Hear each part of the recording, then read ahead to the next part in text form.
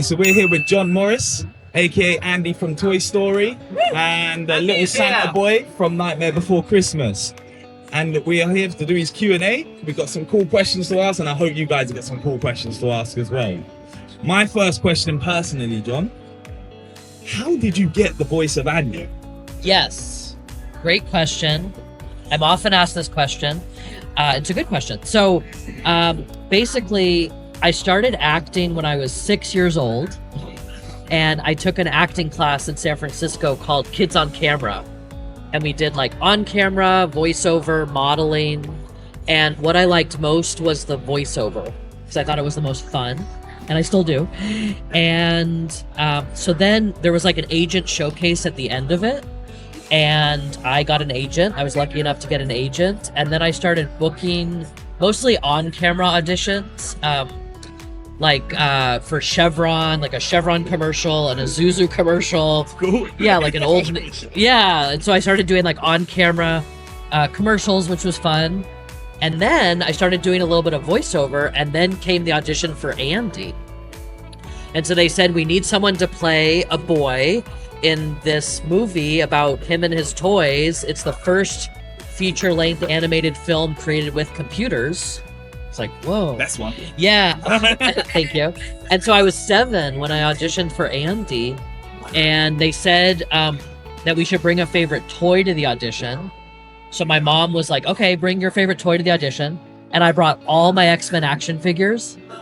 And my mom was like, pick one. And I was like, no, I'm bringing them all because you get it. Like, I need to have all of them. And so, I had all of them, and I brought them in, and I like dumped them on the floor and started playing with them and creating the voices of like Wolverine and Professor X and Storm. And then later they said, well, that's what Andy does. As we see in the first movie and throughout, he like launches into play with his toys and is like totally immersed. So they wanted you in a natural setting.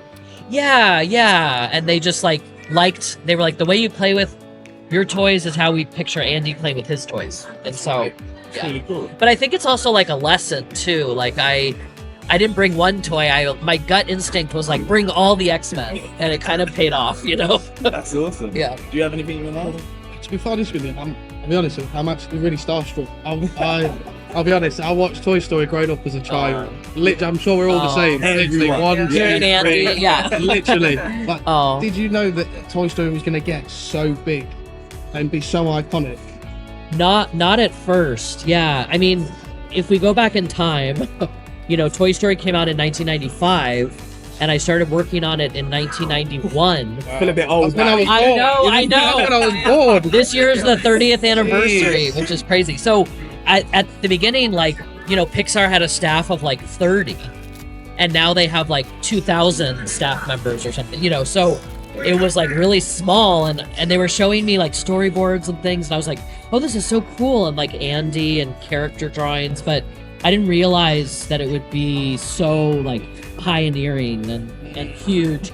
But then with the Disney connection, I started to see it like on buses and billboards, and I was like, that's the movie I'm in, like Toy Story. Yeah. And it was like, oh. Wow. And then at the premiere, I mean, I still can picture it like, sitting there with my family, and then seeing, Andy opens the first film, and it's like, oh my God, that's me. And everyone turns and looks at me, and I was like, whoa. Yeah. So cool. yeah, it was very surreal in a good way. It's pretty surreal right now. Yeah. It is, yeah. Oh, good. Cool. Hopefully in a So, good way. I have a question. Yeah. Not many people know. Obviously, he was a little Santa boy in The Nightmare Before Christmas. Yeah. How did you get that role, and did you get to meet Tim Burton? I've got to know that. Yes. So it's funny you bring that up, because sometimes people come to my table and they're like, it's so cool you were Andy, but like I'm actually here for The Nightmare Before Christmas because they're like a fan of that, which I totally get. So I got the role of Andy, and then I started recording it, and then I booked Santa Boy and additional voices. So I was like one of the group of kids when you hear all those screams and like running up the stairs. Nice. Santa Boy says, Santa, and then pulls the head out of the package. But there were a bunch of scenes I worked on too with like the kids screaming. And yes, Tim Burton was there in San Francisco. Of course, the director Henry Selick was there, and then the kids. And they showed us the coolest thing I remember, besides meeting Tim Burton, was the models. So like we saw the little models. Yeah, we saw like Halloween Town and like all the little models, and they're like, don't touch, but like you can look, and we're like looking at them. Don't touch. Yeah. Like not I don't want to. yeah. And it was so cool. It was like, you know, see it in action. So that one I had a kind of a better idea of what it was going to look like because of the models and stuff. Yeah. Yeah. That's pretty good. Yeah. Do you have another question? Tom, did you get to meet the man himself when you were playing Andy? What man? Meaning Oh, Tom Hanks or Tom Tim Hanks. Allen? Tom Hanks. Yeah, so we all recorded individually, but then at the premieres, I got to meet Me too. I got to meet Tom Oh, Hanks wow. a few times, yeah, and Tim Allen and the rest of the cast. Did you get their autographs? Oh, please tell me you did. You know, I don't think I did because the premieres and the red carpet, it's like so surreal and like almost disorienting. Kind of like fast forward and like that. Yeah. Yeah, like especially the part where they photograph you on the red carpet and there are like 30 cameras and they're like John, Andy, John. You're like, oh, hi. yeah. It's like it's a lot. It's I mean it's very cool, but it's just a lot. So I didn't get their autographs, but I did talk with them, and they basically were like, oh, you're Andy, you know, because we all recorded separately and individually, and so it's like, oh, you're Andy, like awesome. And then I got to tell them that they did such a good job. There's kind of a fun story for Toy Story 4. Oh. I went to that premiere and we took a big like group cast photo as we always do. And then there was a security guard standing outside the men's restroom with his arms crossed. And I had a cast badge because there's teenage Andy at the beginning, the flashback. Yeah. And so I went to use the restroom, and who is in there washing his hands but Tom Hanks? Oh, wow. And I was like, oh my gosh. And he looked up, and I was like, hi, John Morris, voice of Andy. He's like, oh, yeah. And then we just chatted for a second in the men's restroom toilet. with the security guard outside. Yeah. And he's like, you do? and he's You know? washing, Why not? and he's washing his hands, and I'm saying in my head, just focus on Toy Story and Woody. But I'm inside my head, I'm going, oh my God, you know, I love Forrest Gump. I mean, Castaway. I love Polar Express. Yes. I love, you know, go on. Big, you know, Oh, Money Pit. You know, it's like you could just, I could talk about Tom Hanks movies all day. You know, and so, so I was like, don't talk about all those. Because he gets that a lot. And, you know, and so we talked, I just said, oh my gosh. I said, you had fun working on this one too? And of course, you're amazing as always in it. And he was like, yeah, this one was so good, and I love the ending, and you know, so we had a moment. What is your favorite Tom Hanks movie? I know mine. Oh, Let's see if we're on the same level here. I know mine. I think I have to say Forrest Gump. Really? Yeah. So I like Forrest Gump, but Turner and Hooch has to be. Oh, Turner and Hooch has to be one. What about you? I'm big. Yeah, I love big. The What about you piano scene guys? in the Any store. others? Big. The piano scene in the store. Which one? Forrest Forrest Gump. Yeah. Yeah. What about you? Burbs. Yeah. Oh, The Burbs. Oh, yeah. Any others? Tom Hanks movies? Slash. Great. Yeah. I mean, you see how many he's done and how we all have different opinions and things. Yeah. I think for me, Forrest Gump, I grew up watching it, and just the fact that it's like such a journey, you know, like of his character, like through many decades. A massive you know? character arc. Yeah, I think yeah. as an actor, Progression. yeah. Awesome. Yeah. Well, I don't have any more questions, but do any of you want to ask a question at all? Yeah. Go ahead. Ask a question. Yeah. I will try. And it's nice to meet you, by the way. You too. So my question is, when it came to the ending of Toy Story 3, Yeah. did you cry? Like Yes. when he was saying when he said thanks guys, and then you went, Yeah. went off the car. Yeah, so the question is, at the end of Toy Story 3, did I cry recording it? And the answer is yes. I know. Yeah, the answer is yes. So I was talking with the director, Lee Unkridge, and I read through the scene, and you know, he's a really great director. All the Toy Story directors are really great. I lucked out. And he said, you know, For Andy, this is a huge moment of transition. You know, he's saying goodbye to his childhood. He's closing that chapter and he's starting another. And think about a time in your life when you know, closed one door and opened another, and really like when you said goodbye to someone and you didn't know if you were going to see them again. I feel like getting emotional talking about it. So You're making me joke. and, you know, in voice acting, obviously you're putting everything into your voice. So you need to feel it to be able to express it. And so I was totally feeling it. And I was thinking about like my grandparents and like that kind of thing. And, you know, and so a lot of people tell me that they're like, oh my God, I cried so hard, you know, with Toy Story 3. And it's like, yeah, it's incredibly emotional. And we all know what that is, like closing one door, opening another. Closing, yeah, and like leaving childhood and like going through your room, and you know, it's like that's very potent. So to me, it's like when I hear that people it affected them personally, that means a lot because I did, you know, my job, which was like to convey that emotion. So I'm glad that happened. And yeah, still to this day when I watch it with my mom recently and we're both crying. You know, it's just like, oh my gosh. And the music and the animation and the everything, you know, and it pans up to the clouds and you're just like, and Woody says, so long, partner. It's just like, oh my gosh. Yeah. It's like, whew. Yeah. You get a little goosebumps. Yeah, for sure. So yeah, totally emotional. And they, you know, they were really good about giving me time and like, just take your time and yeah. Cool. Anyone else? Yeah, come up.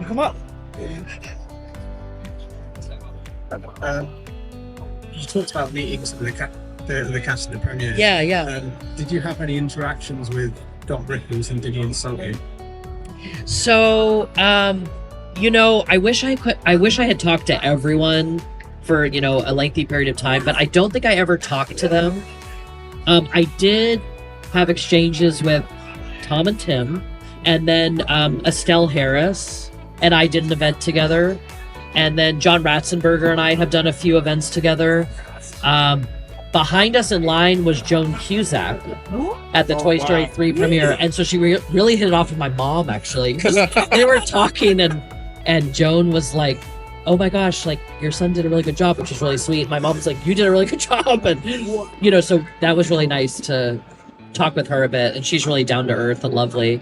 And then I've also done events with Jodie Benson, who is Barbie in Toy Story 2 and 3, and she's also very well known for being Ariel, the Little Mermaid. Yeah. Is like, you know, so we've done a few events together, and I've talked with Annie Potts, but Young Sheldon's grandma. Yeah, and Bo Peep, yeah. She's actually coming to this country in a few Oh, months. nice. Yeah, Oh, nice. Yeah. Yeah, but Manchester. I That's right. haven't. Yeah, I haven't talked to. I don't think I talked to Don Rickles and I didn't really talk to everyone. I think Wallace Shawn, I talked to him briefly too. Yeah. It's really when we take the cast photo that we're all together for a second, and then, yeah. Another kind of cool story from Toy Story 4 is I got to talk with Keanu Reeves. Oh, wow. And I'm sure, like, everyone here likes The Matrix and other movies that he's done. My Own Private Idaho, Speed, yeah. Bill and Ted, yeah. The list goes on, yeah. So Point Break. John Wick, yeah. Point Break. Yeah. So I got to talk with him, and you know, he's so good as Duke Kaboom, and I just said like, oh, you did such a good job, and he's like, thank you, and like, you as Andy, and He's a really nice guy in real life. yeah, isn't he? he's Yeah, kind of like yeah. he's kind of like Neo, like he's Yeah. very down to earth, but he kind of has that like mysterious energy, and so I see why he was cast as Neo. I'm super jealous. Oh, I don't mean to make you jealous. It just was a cool, yeah. Right. We probably got enough for like one or two questions more. Does anyone else want to ask a question? I feel like you're itching over there. You look like you want to ask a question. Do you want to ask one? Oh, good, yeah. Do you want to ask one? Yeah. Come over.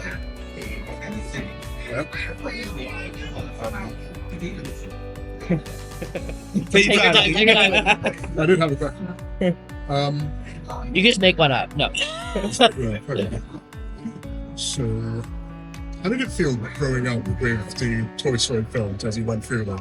So, Yeah. Toy Story was the first of its kind. Yeah. Fully And then when it came to Toy Story 3, how it closed everything out, how did it actually feel for yourself? Because I was 17, exactly 17, Oh, when Toy yeah. Story 3 came out, Yeah. so it was like the perfect time for me. Yeah. So, and as I told you earlier, me and my brother, we also grew up with them in the cinema. We all, even as grown men, even Yeah. as grown men in their 30s now, we're still going Yeah, we're still yeah. planning on seeing Toy Story 5. Yeah. I'm 34. 100%. Yeah. So Yeah. Toy Story, it was me, my brother, and everyone.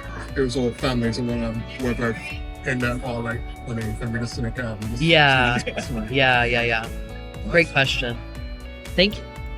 So, We didn't hear the oh, question. you didn't- okay. Oh, sorry. It's alright. Yeah. So it's basically the question is, like, how did it feel for me growing up, voicing Andy and that experience? And gosh, I could talk about this for so long, but I'll try to keep it succinct. So a couple things. First of all, in real life, I'm older than Andy, and so that always helped me as an actor, especially Are with. you really? How old was Andy on your number one? So in number one, he's 6, but I was like 7 to 11. And then in the second one, he's a few years older, but I was 13, 14.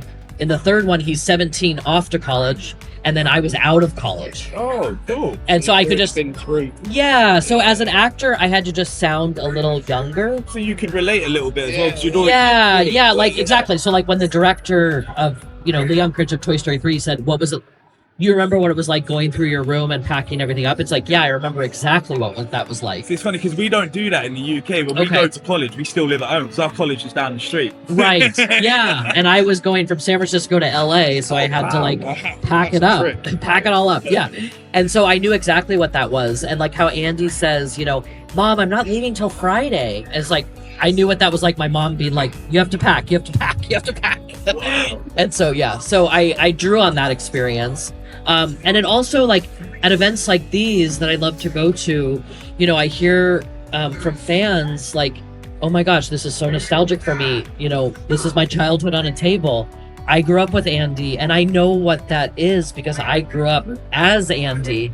And and also with these films, my younger sibling and I especially used to watch Aladdin, Pocahontas, Lion King, Beauty and the Beast on VHS over and over and over. Yeah. You took me back now. Yeah. Yeah, And like, I collect them still. and so. I mean, we would watch them, we'd rewind, and we'd play it again. And my mom's like, why are you watching it again? It's like, I don't know, we just have to watch it again. And it's only 80 more minutes, we could do it.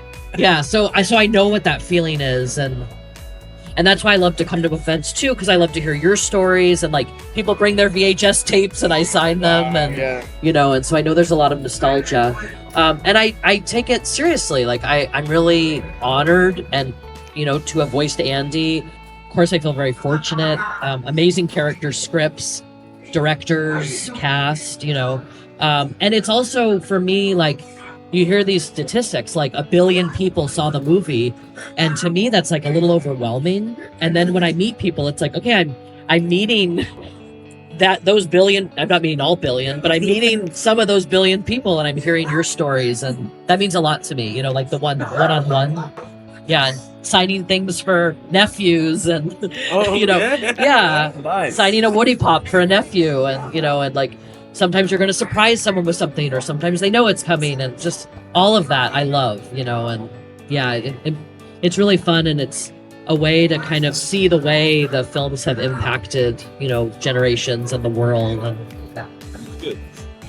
Just in closing, I just wanted to say thank you for coming.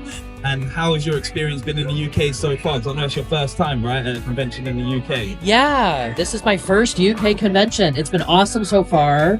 Thank you to Richie and crew, so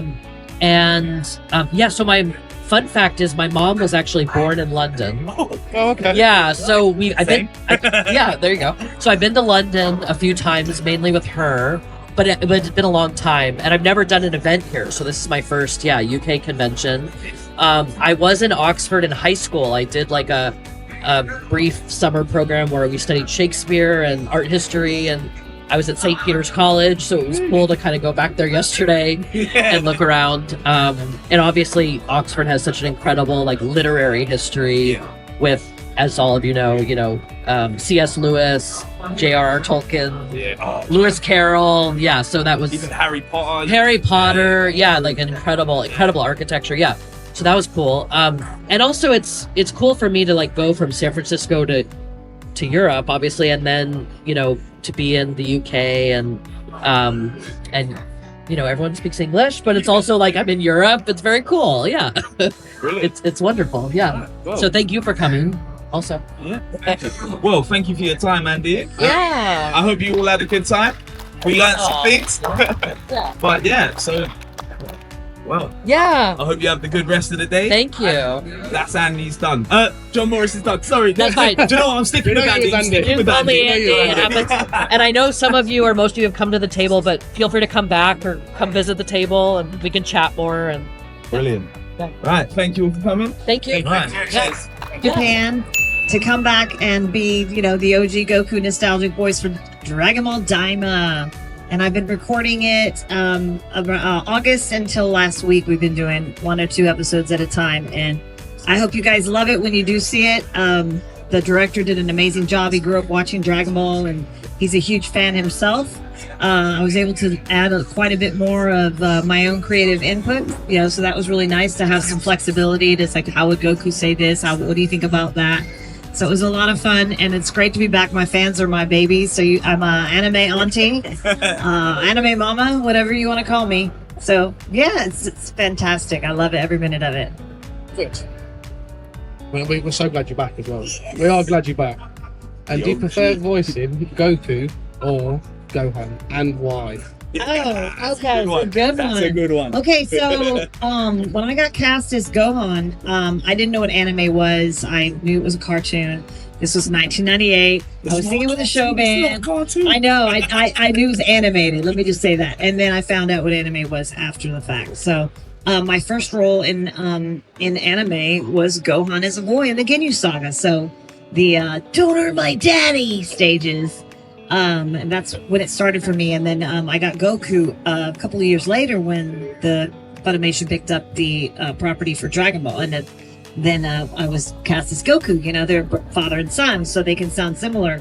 But Goku's more like this. He's like, carefree. I was raised in the woods. Are you a girl or a boy? Hard to tell sometimes. So I like his humor and his innocence. So I love them both, but for completely different reasons. And Gohan is very special to me too, because my mother passed away right after I was cast. So those were my final moments with my mom, is watching Dragon Ball Z in 1999 on the TV while she was fighting her cancer. And so that's a special, the Gohan Goku Kamehameha. Yeah. The father-son. So I was just, putting a lot of my own emotion into it, having lost my own mother, years before. So I have a devotion to both, but, for different reasons. But I do love being carefree and happy and silly and not so smart, super strong. So King Goku is so much fun. Is there any news that you can tell us about Series 2 for Daima? Maybe a couple of little drops? I honestly have no idea. Like, I just finished my part in Daima last week. So they're wrapping up the rest of the episodes in English. And then I believe there is a possibility for another series. It's probably going to be the adult characters. But I don't have a definitive answer. I know. I wish they did change back. Yeah. I know. So we'll see. I hope so. I have one question. So I know a few people might like to know is when you're actually recording the show and you're recording your voiceover, what is that like? Do you have a screen playing in there and you're just watching the characters fight and do all of that and then you put that emotion in, or do you just read blankly into a mic? Well, thankfully, we do have a screen. Back in my day, there was a regular, 1998 TV. There wasn't any flat screens yet, but we would watch the screen as we were reading from a paper script into a high quality mic with a pop screen. to just kind of. So you watch all the action unfold and then you just. Well, it's more one at a time. So we don't get to watch it. Like I've never watched it all the way through, even now. Like I'm just now watching Dragon Ball for the first time, and it's like, oh my gosh, I have no idea. Crazy. I know. Rich, I'm gonna Don't go. say that too loud. Yeah, yeah. Yeah, I'm a loser. I never watched it. No, I'm. You know, we just kind of went from line to line. But back then it was rewind and fast forward, and they were coming out and distributed in VHS tape form. And then as the years went by and we did Dragon Ball GT, that's when they started coming out on DVD. So that was a big deal. And Game Boy. And, yeah, and then the video games, Atari, Budokai Tenkaichi, 2, 3. Oh, I don't play them. We got loads now. Yeah, I don't play video games now. I'm like old school 80s stand-up video games, you know, vintage video games. I'm not vintage yet, damn it. So yeah, but it was just following direction. We had headphones on, and then we would go line by line and watch. I would memorize my line, and then they would roll it three beeps, and on the imaginary fourth beep is when we start talking, and they could sometimes move it left or right, but we were really trying to capture a clean read with the mouth flaps. So that's what they call that ADR. So yeah. Now it's computer screens, no paper needed, and headphones in a much bigger studio now. Funimation is now Crunchyroll in Dallas, Texas. Yeah. So that's all the questions from me. But have you got any more, Rich, before we hand over I've to the got audience? more. Do any of you want to ask a question? Anybody out got a question? Yeah. I'm sure there's going to be somebody out here. Come on up, ask a question. Yeah. Hello. Speak a bit closer to the mic so people Yeah. can hear you. Too close. Sorry. Yeah. Why? It's been terrible. That's all right. A bit loud. Sorry.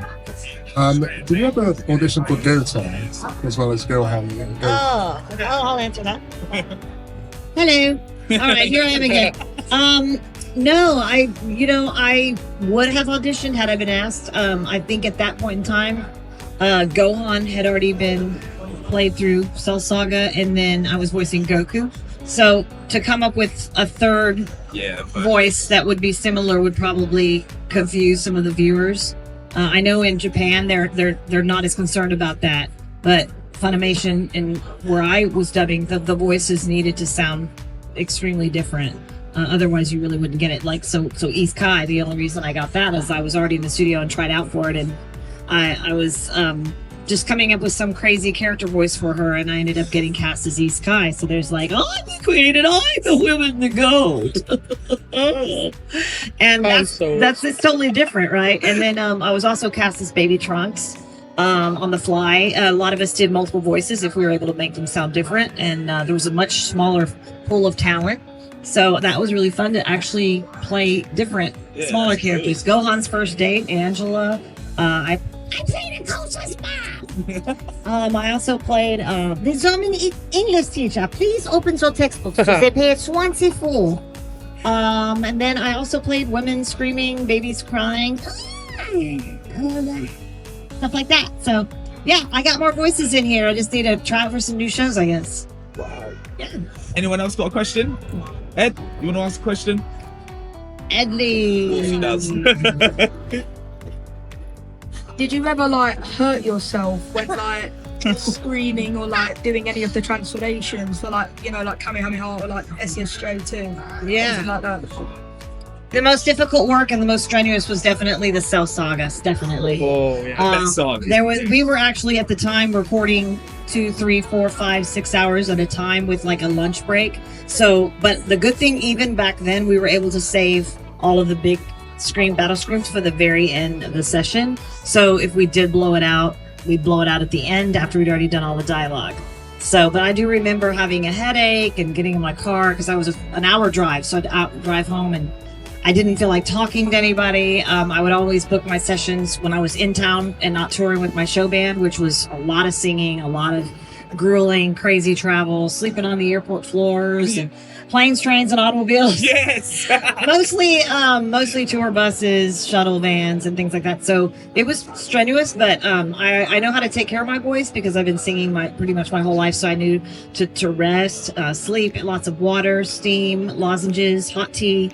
I would just baby my voice and be quiet until the next session, and sometimes it was the next day. I prefer a day off in between to really make it sound consistent and not be too raspy. I heard a rumor. I just thought I'd ask, but I heard a rumor that you were doing a transformation and you blew the power out in the studio. Is that true? So this last run, when I was recording for Daima, Goku Mini Go Super Saiyan 2, and for the first time, I was super excited because I saw it happening. Yeah. And then they would play the Japanese version, and then we would, learn the timing and the facial expressions. And so right when I did my Kamehameha, which they ended up keeping and thankfully got recorded, the power went out in the entire building. And it's a big building. Our Crunchyroll building is giant. There's like 20 studios, and it's a whole entire floor of the building. And there's, office buildings, business, So we were all standing out in the hallway with the emergency lights going. And my director said, well, it's all Stephanie's fault. She gave a Kamehameha wave and she blew out the power. And I was like, I'll take that. I did it. Okay. I think that's something to be proud of. Thank you very much. And please drive through. Anyone? Yeah, do you want to go? That's all right. Musical mics. Yeah, I know, exactly.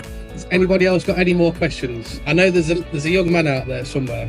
We've got Riley the Saiyan. Is that Riley? That is Riley the Saiyan. Oh yeah, Riley, come up. Riley, have you got anything that you would like to ask? What was your favourite? Oh, you put me I've got one for you. Come on, come on. Yeah. Yeah. What was your favorite arc in Dragon Ball? That's okay. a good one. Yeah. Well, as much as I love Goku and Dragon Ball and him fighting the ninja and Mercenary Tao, I'd have to say that the Cell Saga was my favorite. Yeah. There was just so much emotion and so much depth to Gohan's character. And for him to finally unleash after all he'd been through, watching his friends, be hurt, killed, whatever, destroyed. And then, of course, that relationship with Gohan and his father was, my relationship with my mother was extremely close. And so it was a very powerful time in my life to be able to kind of channel some of that through that acting. So I feel like my mom was with me. So, Yeah, let's do this. Right. So one more thing. I hope it's okay with you, Stephanie, if we call a couple of people up and we have a pack battle. oh yeah, all right. You're gonna do this. Who would like to open a pack with the voice of Gohan and Goku? Everyone's gone shy now, right? Everyone's gone shy. Riley, do you not want to open a pack with Gohan? Yeah. Yeah. So this is what he does. Now he's excited. Yeah. All right. So. All right. So let's do this. Let me crack this out. Turn that down. Right. Ooh. So while Richie gets into the box, Yeah. oh, you got it. While Richie gets into the box, this is the newest box for Dragon Ball. So this is PT27. It's History of Z. There's a potential of pulling a serial card number, and there is a God Rare in this set as well. So let's see if Stephanie or Riley can pull one of these amazing cards. I mean, the box stopper. We got a box stopper. SPR Grand Priest. We've got a SPR, which is You can't go you wrong with only get SPR at the two top. per box anyway. Right. All right, Riley, a good pick your pack. come on then, Riley. Where are we Maybe any going? of them, right? Yeah, pick any you want. Ed, Do you want to you dig open through the there? pack? Come on.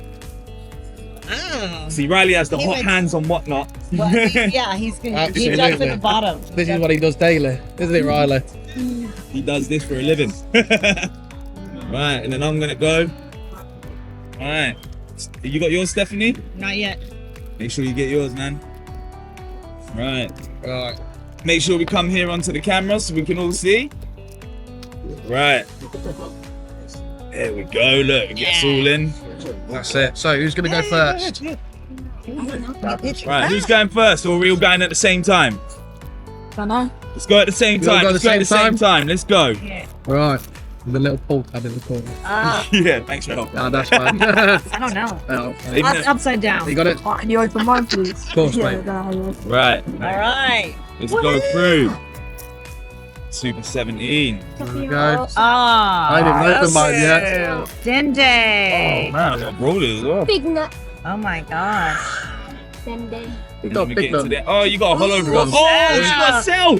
Oh, Nice. Oh, I got a Broly. I destroyed him. Oh, and a Jiren. Right, so far Stephanie's winning. I am? Yeah. So you got the SPR Special Rare. Got the Zenkai Piccolo. Really? Jeez. Oh, Wait, wow. That's a nice card. Oh, No, the it's SCR. It's a Zenkai. Oh, You're gonna get nice. two per case. 2 per case. 2 per case. Good. I Nice. like that.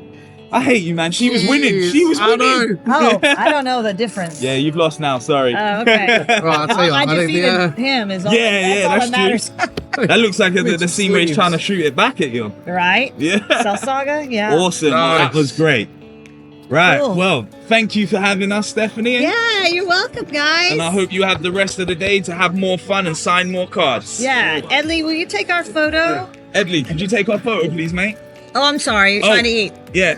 Lisa. Oh, Do your job, Lisa. Come on. No, joking. you can do it with your here. Oh. I'll get to send it, don't worry. Just us hanging out with the cards and microphone. Here. Yeah, hold the card you pulled. You've got to do that. Sorry. Okay. Absolutely. Yeah. We'll get Ready? it in a sleeve after. I might as well get the cover there in there. Oh gosh.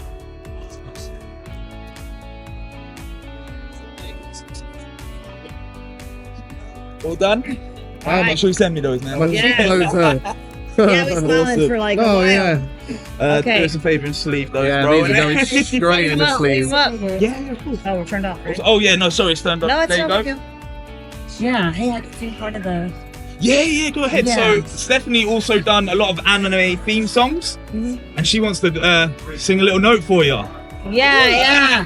So, Sayonara Bye Bye was one of them from Yu Yu Hakusho. To the opening and closing to Kitty Grade, and 2 of the songs from Case Close. This was years ago. I was invited to come in and sing and produce and help take the Japanese lyrics and turn them into English lyrics and make songs out of them with another producer who helped record all of the music.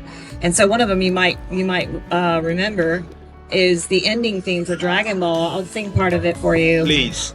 Be as brave as you can be, a childlike love of fantasy. The world is a mystery for you and me. A miracle, an adventure too. A single wish waits for you. The beating of your heart will set you through. When you think you can't go on, give it another try. The power of your youth is strong and as big as the sky. Here's the hard part. Look over the valley, the mountains, and you'll see. Believing in yourself set you free. Wow. Thank you. It's just a small town girl. Yeah, I was singing bands, so I always think of the rock songs. So anyway, just a little bit for you. We didn't bring the music, but next time we'll bring the music. We definitely will bring music next time. Definitely. Yeah, definitely. Definitely. Yeah. Right. Thank you everyone for coming. We will move on to the next Q&A while I take the lovely Stephanie back to her table. Yes. Awesome. Brilliant. Thank you. I'm in trouble. I gotta go to my room now. My hat on? Oh, Sully. Right. Yeah. Awesome. And when are you ready? Yeah, whatever. Yeah, we could. Yeah, go for it. Awesome. Well, thank you for coming to Mary's Q&A. So, do you want to start the question? Yeah, do you want go me for to it. start? I'll go. You go? Yeah, I'll go go. ahead. Yeah. So, I'd like to know how you got the role for Boo. Good She's such a good character. Yeah, of One course. thing I will say, if we hold the mic a little bit closer. Testing. Yes. Sorry. No, you're good. Okay, so my story, I was only 2.5 when I started.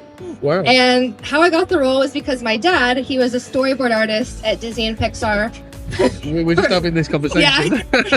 For over 30 years. So his first movie was Cool World, very obscure film if you guys haven't seen it. Then he went to Pocahontas, then moved to Pixar. And when he was working on Monsters, Inc., for those of you who don't know, storyboard artists are really early stages of the movie. The script is written, and then the storyboard artists come in, and they'll sketch out every scene to nail it down before it goes into computer animation. And if you actually go on YouTube and type in Monsters, Inc. storyboards, you can see my dad's storyboards side by side with the film, which is kind of cool. Is that a long process? It is a long process. So Pixar takes like 6 to 8 years to make a movie. And that's because they'll put so much time in the planning, and like they're literally hand drawing every scene because computer animation is expensive. So they want to nail everything down, the camera angles, the movement of the camera, everything, the lighting. And so in that phase is also when they're doing character design. And so originally they just needed a little girl to sketch and to draw. And originally Boo was actually going to be a 12-year-old girl with a bob.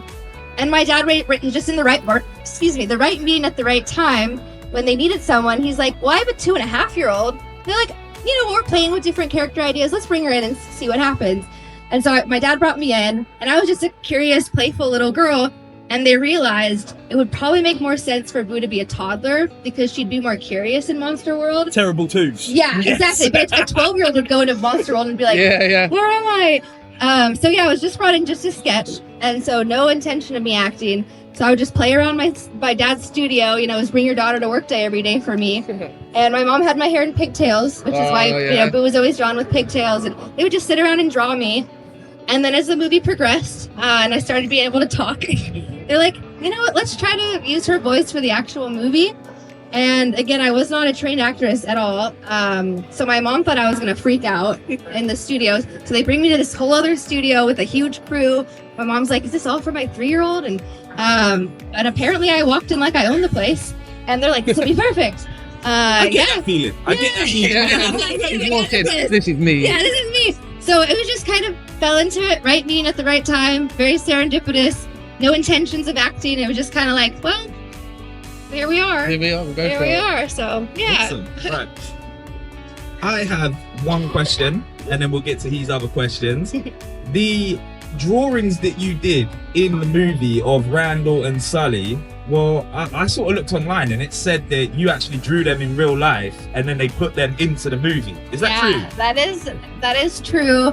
And Pixar likes to do a lot of Easter eggs like that. Even in like Toy Story and Monsters Inc. in the other rooms, if you ever see a kid's drawing, it's typically other storyboard artist kids that draw those. And so yeah, the picture of Randall that she holds up, the picture of Sully and Boo, I actually drew those. So wow. Yeah. That's so cool. That is pretty cool. Good fun facts. Yeah, definitely. Oh, No, so we're getting confident. You really need a wireless. We'll upgrade. So I know that you've done Bernard. Is there anything else coming up soon that you're going to be starring in? Yeah, so when I was 5, when the movie came out, my parents kind of pulled me out of acting, so I didn't grow up in Hollywood, which I'm grateful for. They did reuse my voice. This is a little off topic, but I'll get to your question. Yeah, that's fine. But they reused my voice, so I was Baby Riley in Inside Out. So if you go back and watch Inside Out, when Riley's a baby, it's just reused my voice. And then use that for promotion. Yeah. No, it's a good. Yeah, have Riley on my banner next time. And then I just kind of like, I'm in a whole other world. I'm a massage therapist. I'm studying acupuncture. Disconnected from acting. But the more Comic Cons I do, the more people I meet. And at one of my Comic Cons, I met C. Andrew Nelson, and he wore the Darth Vader costume more than anyone else in the Star Wars movies, and he does Darth Vader in a lot of the video games. He's directing audio shows, and so a while ago he approached me and he's like, I'm making this audio show called Heroes of Extinction, and I see you as Janessa, which is one of the main characters. And I was like, I've never acted, Andrew. I was 3. I was followed around with a microphone. And he was like, well, I have faith in you. Let's do it. And I was like, okay.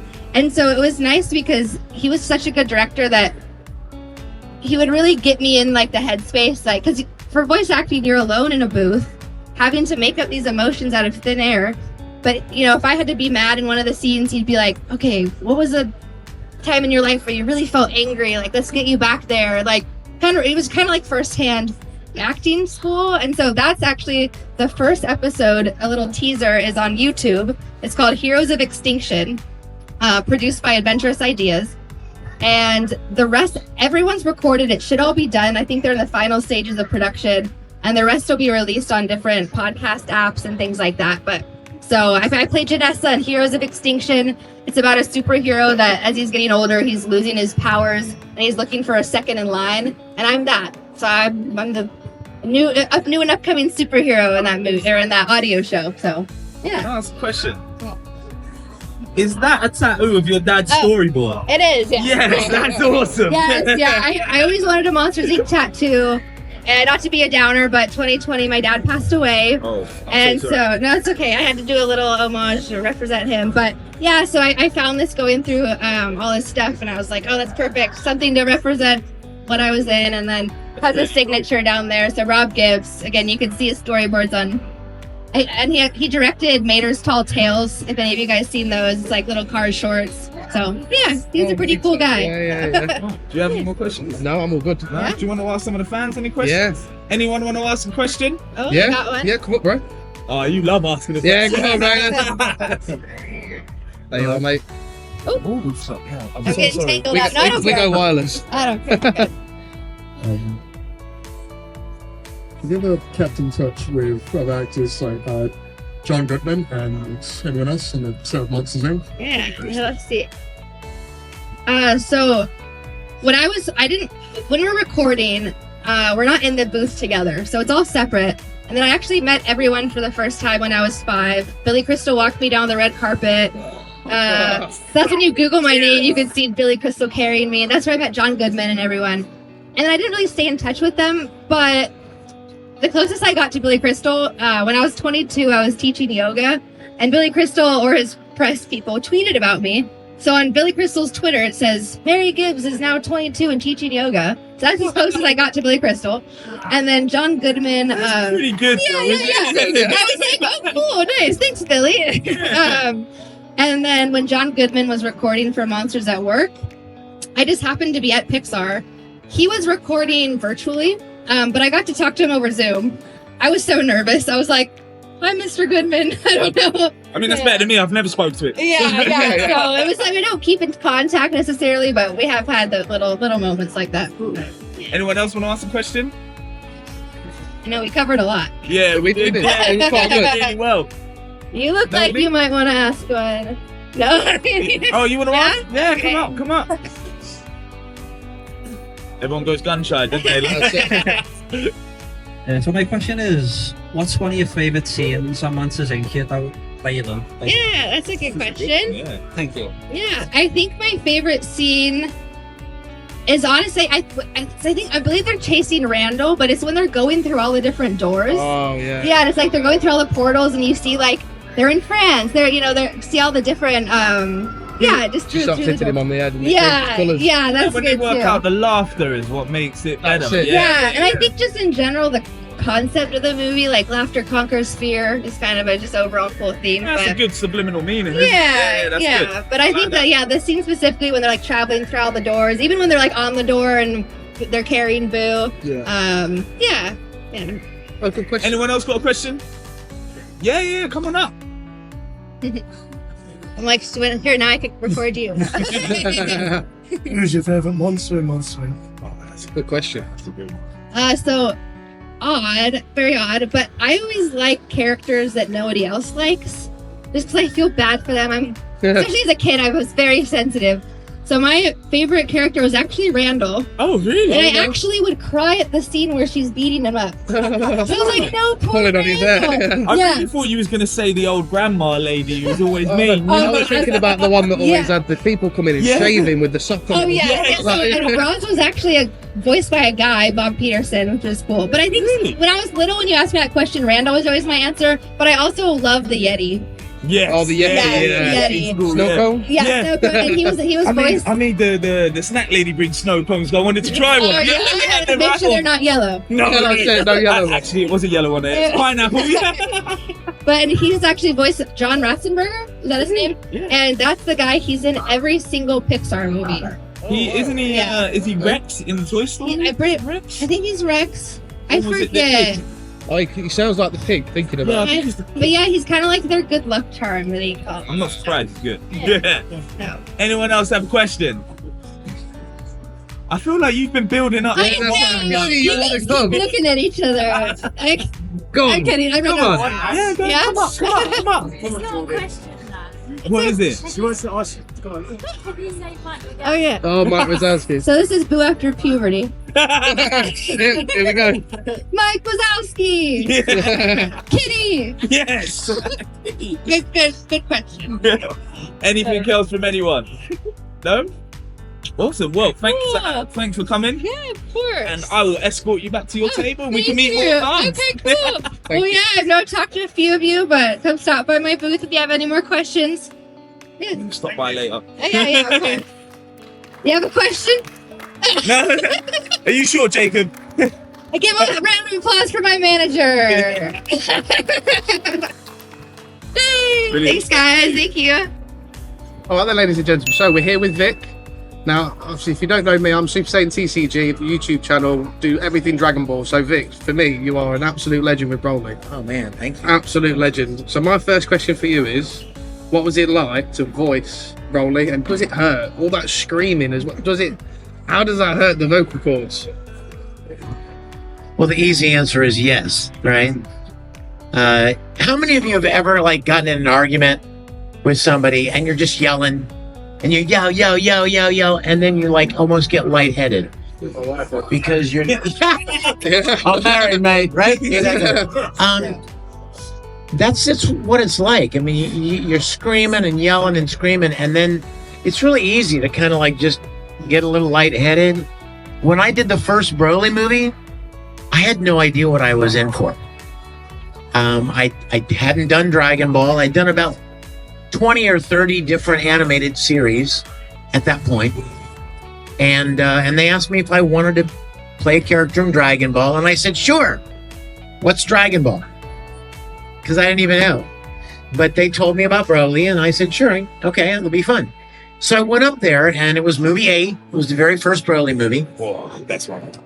And we started at like, I don't know, 9 or 10 o'clock in the morning. And by noon, I was already gone. I was like, kill me. I mean, it was because I didn't know what to expect. I just went in there like full on. I was like totally ripping it. I mean, yelling as hard as I could. And quite honestly, now that I think about this, there's an engineer, right? In the control room. He's controlling the mic level. Well, if you yell really loud, any of you ever do any recording? It goes, right? And it distorts the microphone. So here I am doing these Broly lines, and I'm screaming so loud that the engineer's like, oh, we got to do it again. Oh, no. Like you pinned the mic, bro. It overloaded. Okay, let's go again. So I probably the first Broly movie really killed me. I got about halfway through, and then I had to go home because my voice was gone. So I went home back to Houston. I was living in Houston, and Dragon Ball was being recorded in Dallas. So I went up to Dallas to record. They sent me home because I was of no good after about noon, and I spent the whole week being quiet, drinking water, and then a week later went back to Dallas to finish the first Broly movie. And then, movie 10, he comes back, and I was like, oh no. But I had a better idea of what I was getting into, right? And then movie 11. And by 11, he's just like a pile of jello, right? He's like pudding. Bio Broly. Like, he doesn't even talk. He's just... But when I was done, I thought, finally, he's dead. Finally, I got through it just barely, right? No, there's all the video games. And they never end, right? So for 20 some years, almost 25, I've been playing Broly, and we came up with a formula in the video games so that I wouldn't blow my voice out. We would record Broly for about 10 minutes, and then we'd take a 5-minute break. 10 minutes, 5-minute break. So, like, it's like working out, right? You lift, you do a certain number of reps, and then you sit the weight down and you rest for a minute, right? If you do too many weights, you pull a muscle, and then you're no good for weeks, right? Your voice is the same way. So we started approaching it that way, and I didn't lose my voice and, blow it out and be of no use. And we would get through the recording sessions very quickly, too. Have you got any questions over, Richard? No. Carry on. So how did you actually get the role of Broly? Like, did you have to audition? Did they approach you? No, they actually approached me. I was working with a company in Houston called ADV Films. And I had done, I don't know, like I said, maybe 20 or 30 anime series by that time. Let me see if you recognize some of these titles. Street Fighter 2. Oh, yeah. There you go. Yes. Neon Genesis Evangelion. Full Metal Panic. Sayuki. Excel Saga. Like, I was working on Generator Gall. I was working on shows just in Houston. And then I got invited to an anime convention. I didn't even know they had anime conventions. I knew nothing about it. In fact, what's funny is when I was a little kid, I loved Speed Racer. But I didn't know Speed Racer was anime. I just thought it was cool, right? So imagine my surprise when I start voicing anime and I realized that Speed Racer, this show that I loved when I was a kid, was anime. So when I found out there were anime conventions, they invited me to come and be a guest at an anime convention. And of course, I used to go to Star Trek conventions when I was a little boy, but I didn't know they had anime conventions. So I went to an anime convention, and over the series of going to anime conventions, I started meeting people from other studios, like Funimation. And they were in Dallas, like I mentioned. I was in Houston. And I met some people from there at a convention. And then after the weekend was over, somebody called me from Funimation and said, "Hey, man, we met you this past weekend at such and such a convention." I'm like, "Oh, yeah, hey."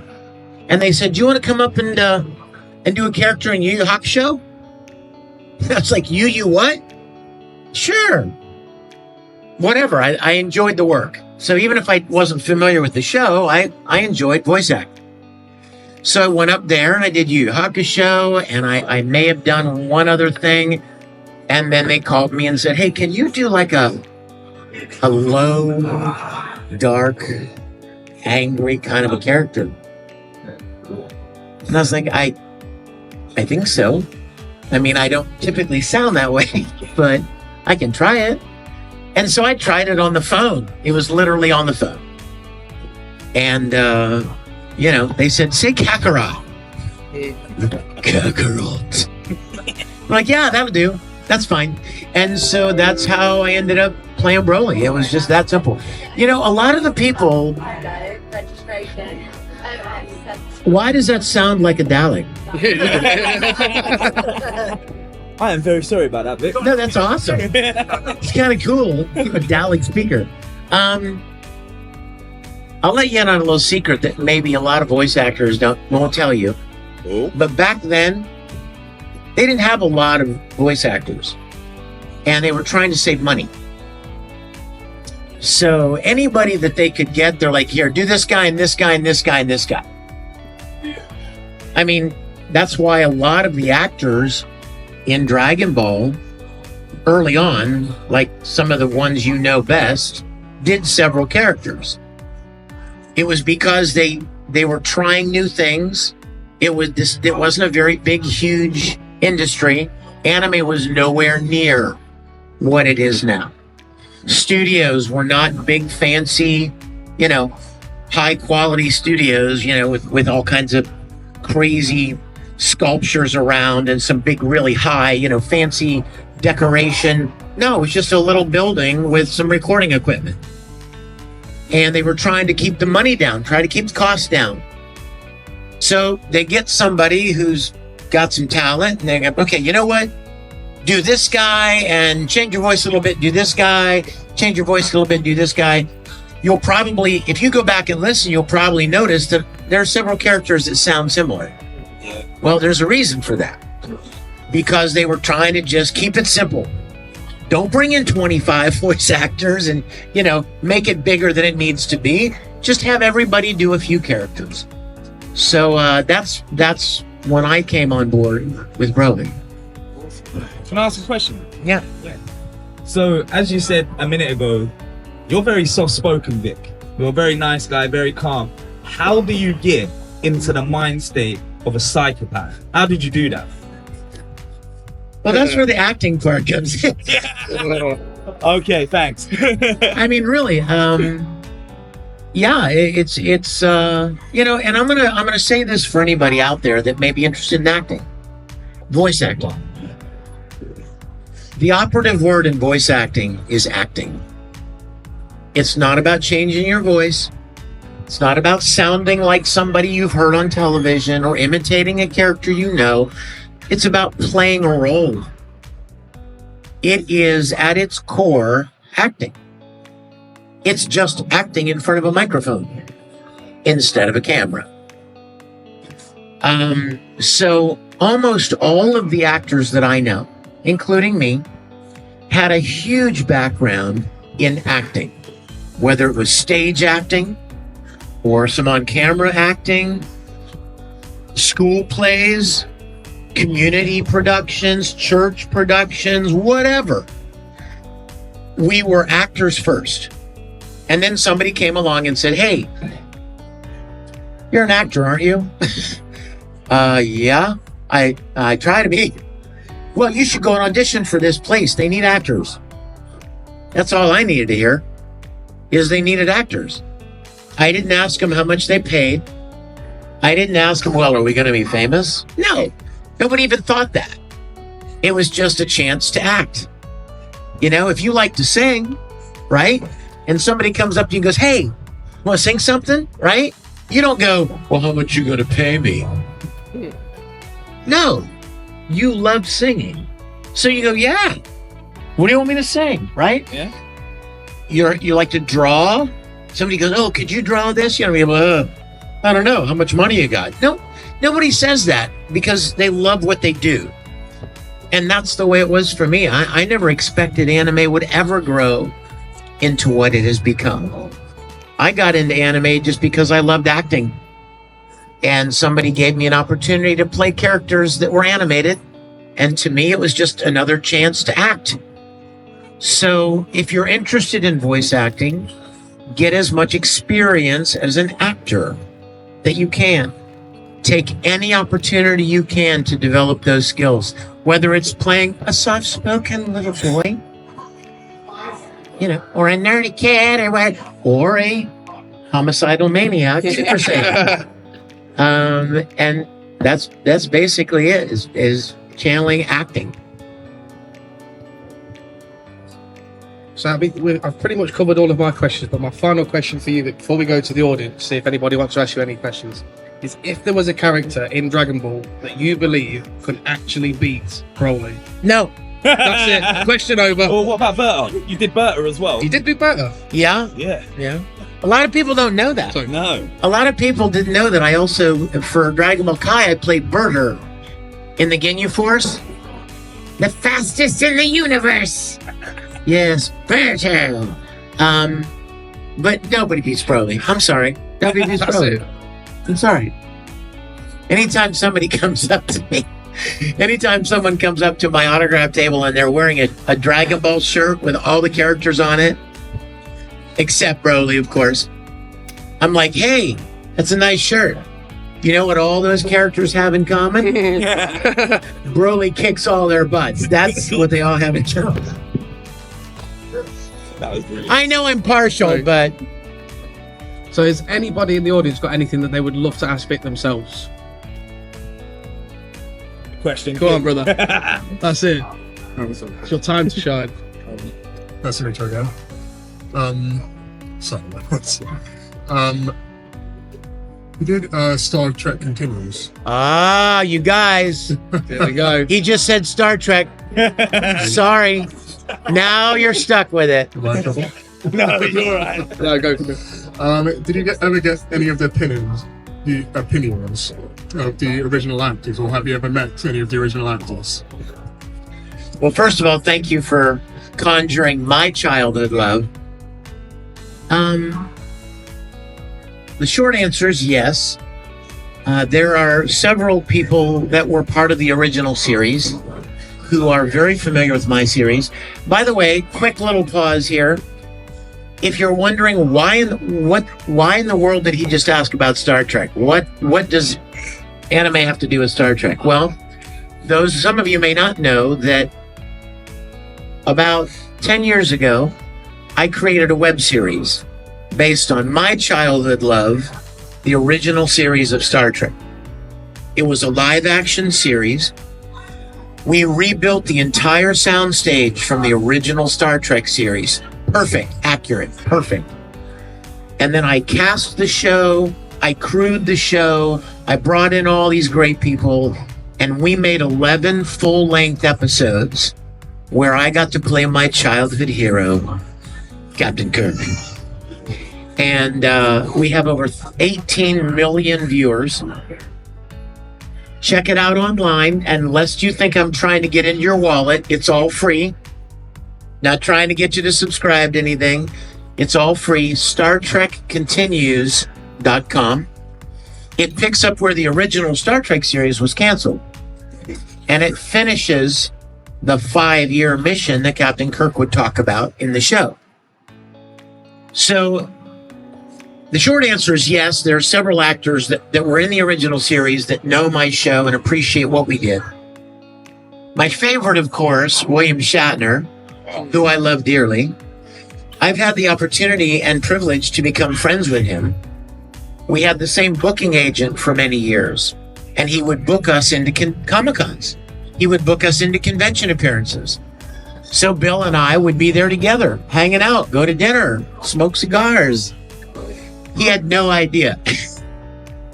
He had no idea what a big fan I was until somebody started telling him about my show. And I didn't even mention it to him. But I think they appreciate the love. They appreciate the fact that we made this beautiful thing out of tribute and appreciation for what they did. It wasn't to take anything away from them. It certainly wasn't to make any money.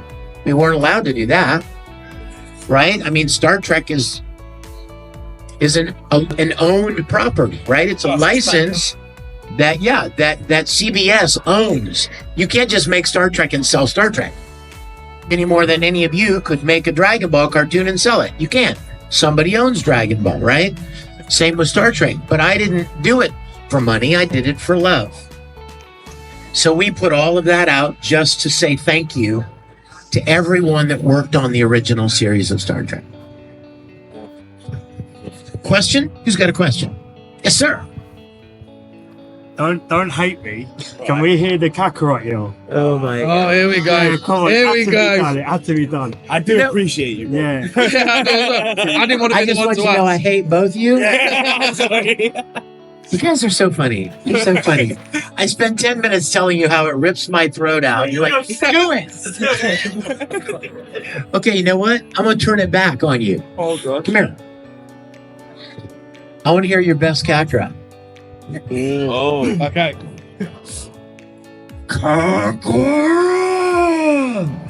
Not bad. That was not bad. Not bad. Now, let me give you a little direction, Go on. if I may. I'm going to give him what I got, all right? So, that was good. Get a bigger breath. Start lower. Like drop your voice down. Get lower. Start quieter and build stronger. My voice hurts.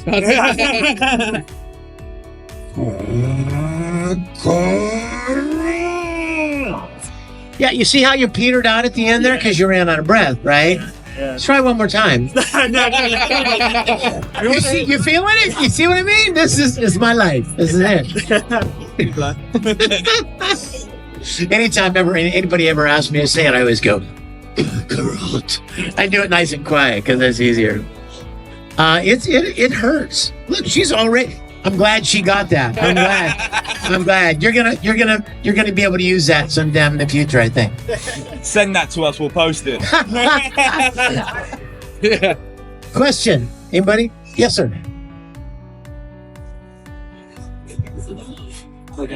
Hey there. Does this work properly? Yes.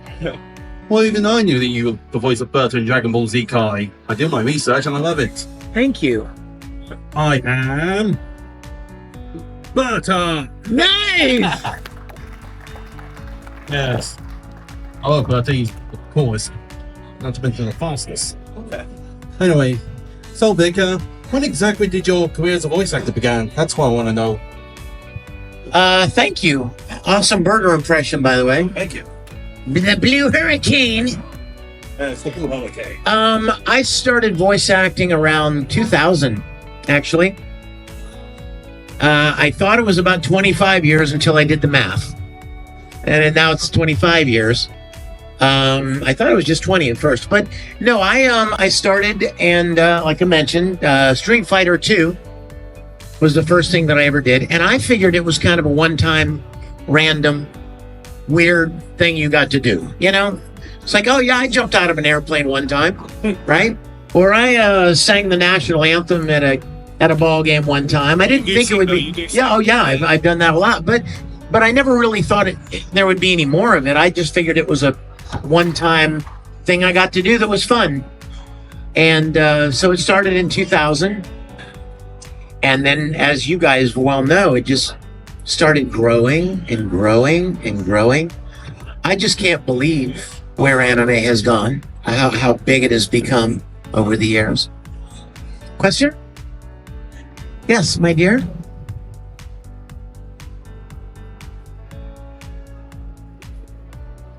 In your pro voice, could you... Sorry. It's on its loudest. You have to hold it going right into close. In your pro voice, could you do your favorite pro voice line? I want you to know that I am really thrilled that there are so many Uncle Crow fans here. I don't know, maybe if Ruby is extra well known in the UK. But where's my friend Tyler? Hello. Tyler emailed me and asked me if I would bring a couple of Crow prints because he liked Crow. He was dressed up as him today. Did you see him? He looked great. I wasn't gonna bring any because right now, I mean, I had to travel all the way over here, and I'm gonna be in Europe for a few weeks, and so I couldn't bring all of my stuff. So I thought, okay, just bring the main stuff, like bring Full Metal and Naruto and Dragon Ball and One Piece and, you know, Bleach and whatever. But I brought just a few Crow headshots for my boy Tyler here. And much to my surprise, throughout today, after he took all of them,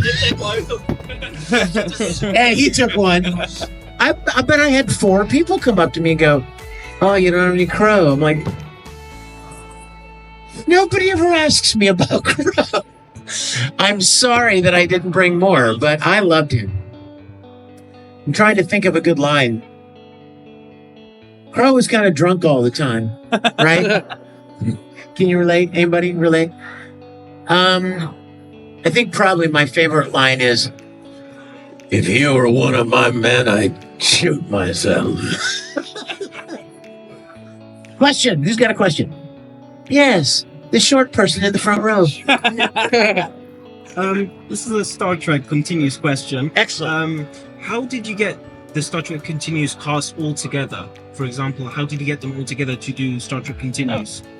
How did we get the whole cast for our Star Trek series together? Well, if you watched it, you'll recognize a lot of faces. My voice actor friend Chuck Huber plays Dr. McCoy. My voice actor friend Todd Habercorn plays Mr. Spock. Voice actor friends like Lex Lang, Sandy Fox. They were in one of my episodes. My friend Mela Lee, voice actor. Billy West did a little voice for one of my episodes. And then a lot of the others. And did any of you ever watch Mythbusters? Yes. Grant Imahara from Mythbusters, God rest his soul. I was doing a big show in Atlanta called Dragon Con, and he was there with me, and we became friends. And then I saw him at a party in LA a few months later. And I'm like, "Oh, Grant, how are you?" And he's like, "Great, how you doing? What are you up to these days?" And I said, "Well, I'm actually building some sets because I'm going to make a Star Trek series." And he goes, "I love Star Trek. When I was a little boy, like Sulu, Lieutenant Sulu, I loved him." And I'm showing him the pictures of the sets we're building. And suddenly a light bulb goes off in my head. I'm like, oh my gosh, I haven't cast Lieutenant Sulu. So Grant was more than happy to do that. If any of you are big enough fans to know who played Scotty in the original series of Star Trek, his name was Jimmy Doohan. James Doohan. You know who plays Scotty in my show? Chris Doohan, his son. Wow. Playing his father's role. So I was able to get a lot. And then there was an anime fan that I met at a convention who was a very talented little actor. He was like 19. And I called him one day and said, "Hey, can you do a Russian accent?" And he did one. And I'm like, "Oh, that's perfect." And I had him play Chekhov and just put the cast together that way. And they turned out really great. Any other questions? Vic, do you mind if we do a pack battle? Ask a couple of fans. Oh, yeah. I did a pack battle earlier and I lost spectacularly. Wow. Yeah. Your friends came by and they were like, we're the ones that are going to do the pack battle. And I lost. Yes, let's do it. Yes. Does anybody have any other questions, though? If you've got a question, I'd love to answer it. Anybody? Any school teachers who lost their voices in here? There's one there. Yes, my dear. Can you sing a little bit of Brothers for us? Aww. Just before you. Can you? I'm not a good singer, but I'll sing with you. Okay. Come around here. Okay, for those of you that know Full Metal Alchemist, there's this beautiful piece of music from the original Full Metal called Brothers. And it was originally in Russian. Kind of funny that we just talked about Russian. And I recorded an English version of it. It's on one of my records, one of the CDs. And this lovely lady came today with a piece of sheet music from Brothers. And she's learning it on the piano, right? What's your name? Asma. This is Asma, everybody. So we're going to sing a little bit of Brothers for you, okay? Ready? You know the words? Yeah. Oh, good. Okay, ready? How can I repay you, brother mine? How can I expect you to forgive? Clinging to the past, I shed our blood and shattered your chance to live. Oh my gosh, you're great! That was beautiful. Can't sing. Can't sing. Oh. Any other questions? Right. Who wants to do a pack battle with Vic? Come on, Riley. Of course he does. Riley. Yeah. Anyone else? Go bring yourself around, Riley. Yeah, come up. Yeah. Oh, come on now. Here we go.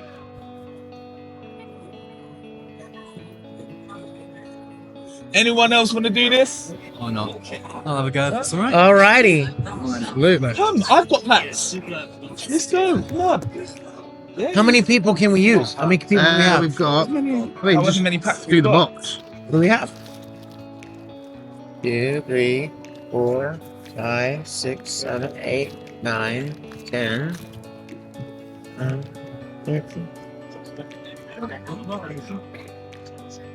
19. 19 people. Let's go. Can I do this? Get in here! Come on. Yes! Come on, man. Some out? Yeah. Come on, know as well, Vic. Let me get one. Awesome. Yeah. Thank you. Courtesy Oh, yeah. of me and the Mecki and TCG. All right, pass those around. Everyone's on this, look. Absolutely. Boy, you have a good feeling about yours? No, you like it. Right. Watch Vic pull the serial number. I know, do you know what I mean? He pulls serial Probably number. I don't know now. how much that's worth, Vic. Oh, really? Right, let's go. Someone's gonna pull something. That's the whole box now. Absolutely. Right. Okay, I don't even know what I'm looking at. You want your the last hollows card at the back? Yeah, the last Is card. your big card. And, oh man, I just got a rare. Vic got a rare. Yeah, same as me. We got Dardas. Okay, who's gonna win? Winning. SR Gogeta. SR Gogeta so far is the best. Oh, I don't know. We've got the Piccolo. Oh, nice. Let me see this one. Yes, you're drawing at the moment with SRs. So we're on time. Yeah, go for it, bro. You just gotta open it. I feel Cell's winning so far, to be fair. Yeah, come on, bro. Open one. Cell, I don't know. Get in. Are you gonna come through here at the end? Nothing at the end? No? Not sure.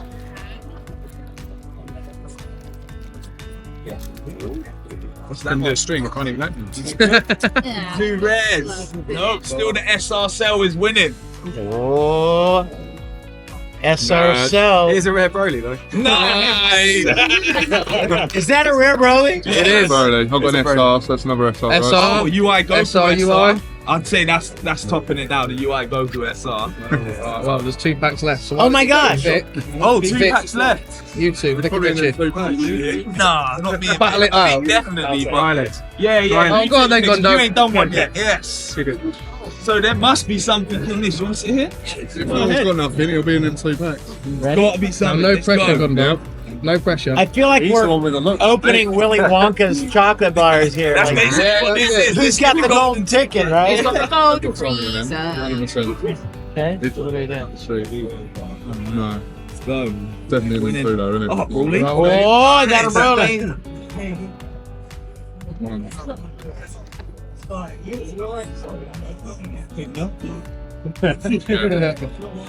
Right. Oh. So nothing in that one. Freezer SR. Freeze up. There must be another hit somewhere. secret with Stefan. Yeah, but there should be another hit. No one pull it? It should still be like a sync height Yeah, leg it should be. score. So there was an MK and an SPR went last time. No one pull it? I didn't know. No. Let me see No. that one. Was that a new pack? Yeah. Well, there were only 19 in there, Yes, so sir. there might supposed to have been 20. No one else pull anything? Should have been Right, we something got to else. speak to the mech. Yeah, exactly. Let's go get him. Did everyone have a good time with Vic? Yes. Brilliant. You guys, thank you so much for coming. I want you to have my Broly card. There you go. Thanks so much, you guys. I'm gonna hit.